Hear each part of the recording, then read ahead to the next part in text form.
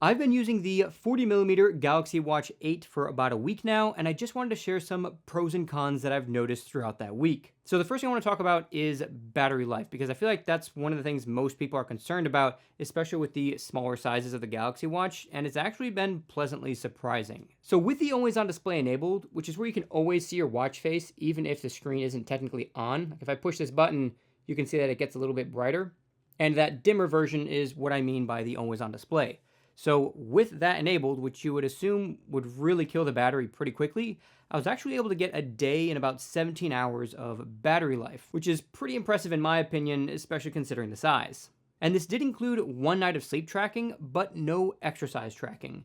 And I was using it pretty lightly as well, checking occasional notifications, but I wasn't sending messages or taking phone calls with the watch. So if you do that a lot, like let's say you do like an hour of exercise a day that you track with the watch, and you take a lot of phone calls, and you send a lot of messages, and you have that always on display enabled, I could see you getting like a full day plus one night of sleep tracking, but I don't think you're going to get much more than that. I would anticipate having to charge this either every night before you go to bed and put it on for sleep tracking, or every morning when you wake up and stop your sleep tracking while you're getting ready for the day, you could put it on the charger there. And speaking of putting it on a charger, if the watch is completely dead, like it just shut itself off because you kept it on too long, and then you put it on the charger, in about 30 minutes, it's going to charge to almost 50%. I got like 49%.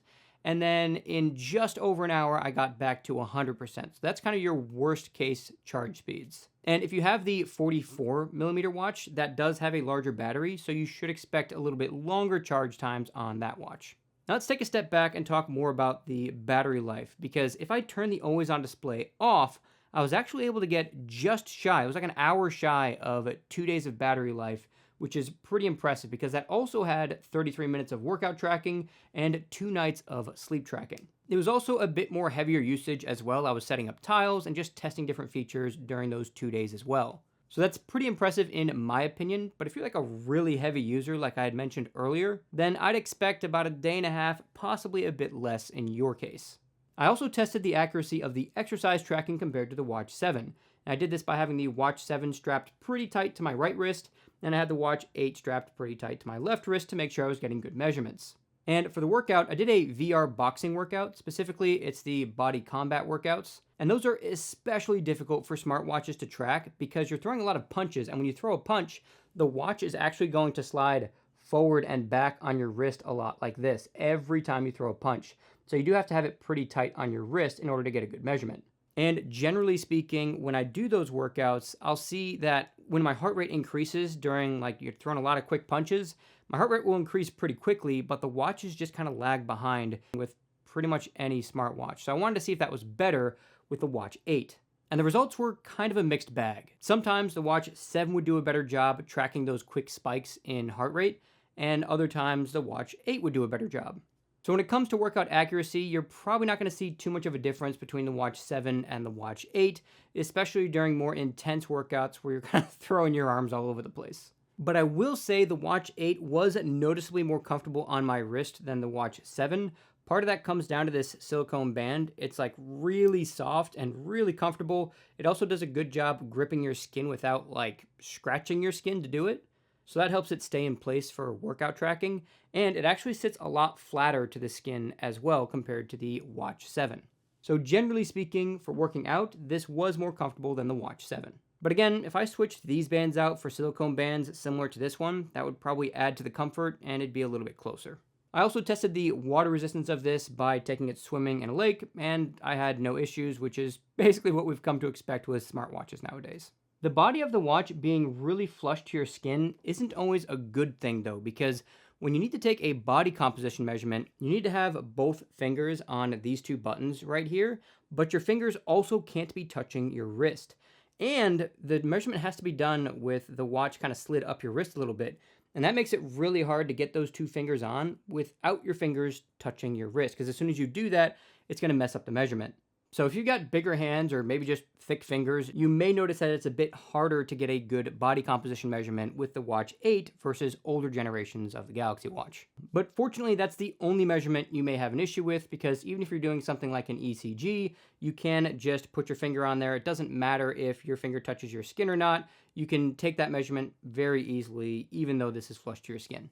One really odd thing I noticed with the different health measurements is that the AGE index shifted down for me considerably, just kind of out of nowhere. And when I look at all of my previous results, it's the same. Now, the AGE index is a measurement of how quickly your body is aging. And for me, that measurement was generally pretty high when measuring with the Watch 7 or the Galaxy Watch Ultra. But once I got the Galaxy Watch 8 and took a measurement, suddenly it's perfectly fine. And when I look at my history for these measurements, suddenly they're all just fine. None of them are in like a bad category anymore. So I don't know if Samsung just kind of shifted the metric and they're like, oh, look at this, Americans are all just shifted over to this like really bad rating, so let's just move the scale to make them feel better about where they're at. Or if they just got better measurement data now and they realize that their old measurements were wrong. I'm honestly not sure what's going on with that, but if you've taken the AGE index measurements, let me know in the comments down below if I'm the only one who saw this big shift, or if this is just kind of across the board. Samsung just shifted everybody's measurements, because that was really odd to me, and I figured I'd just point it out. Now let's talk about the design of the watch, because in my first impressions of it, I'd mentioned that I wasn't a big fan of this squircle design on the Galaxy Watch 8. I did love it on the Watch 8 Classic, just not the Watch 8, and that opinion hasn't changed, especially compared to the style of the Watch 7. This is just a more traditional looking watch, and I do love the way that this looks versus the Watch 8. Again, this seems to be a really polarizing thing. I feel like people either really love this squircle design or just really, really don't like it. So let me know what you guys think in the comments down below, or if your opinion has changed over time now that you've had a bit of a time to adjust to the style. But I will say that the design of the new user interface, I'm absolutely loving. The new notifications where you can just swipe up through your notifications to see everything without having to tap extra buttons, it's just a faster way to do it.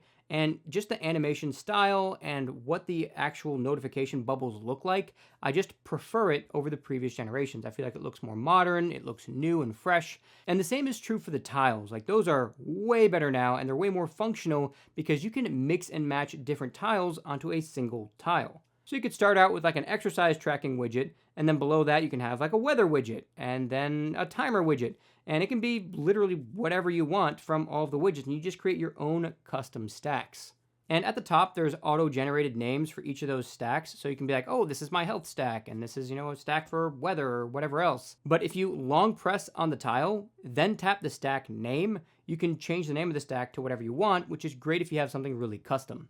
Something else I've been loving on the Galaxy Watch 8 is the addition of Gemini right on the watch. Now, that is way more useful than Google Assistant or Bixby, because you can ask really specific things. Like, let's say you're cooking dinner and you have, some ingredients and you're not sure what to make with it. Well, you can ask it, hey, I have this, that, and the other thing for these ingredients. What are some recipe ideas? It can give you those ideas. Then it can give you instructions on how to actually make that. And from there, you can ask Gemini to save it to your notes, and it'll save it to a new Google Keep note. Now, unfortunately, there's no integration into Samsung Notes yet, at least not at the time of making this video, but I'm sure that integration is going to come soon or sometime in the future, because that integration is available when you use Gemini on a Samsung phone.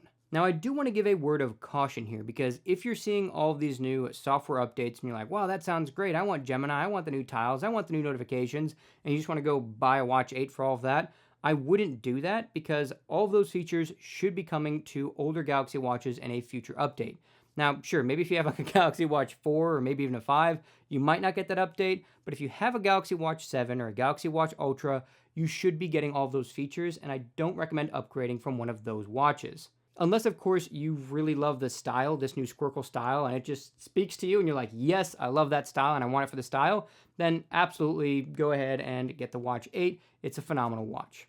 And if that's you, and you want to get an exclusive bonus discount on top of the pre-order deals that Samsung's currently having on the Galaxy Watch 8, you can use my exclusive affiliate links in the description and pinned comment. But be aware that the discount only lasts for 30 minutes, so if you see it disappear when you get to checkout, just come back to this video, click the link again, and you should see the discount reappear. And using those links also helps support the channel because I literally wouldn't be able to buy all the products I review on this channel without people using those links. So I just want to say a massive thanks to all of you who've been using the links. And if you're still on the fence with the Watch 8 and you want to see more of a deep dive comparison specifically between the Watch 8 and the Watch 7, you can check out this video here. Or if you want to see how the Watch 8 Classic compares to the Watch 6 Classic, you can check out this video instead. That's it for this tech episode. Jesus loves you guys, and I'll catch you in the next one.